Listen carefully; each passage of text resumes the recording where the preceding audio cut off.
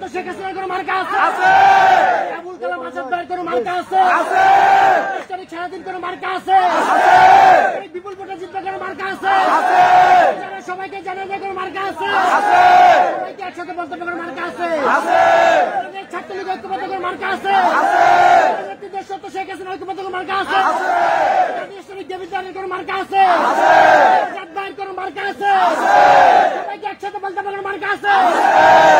সবাই ভোটের কেন্দ্রে যাবার মার্কা আছে? সবাইকে একসাথে বলতে কোনো মার্কা আছে? চিল্লায় জানা যার কোনো মার্কা আছে?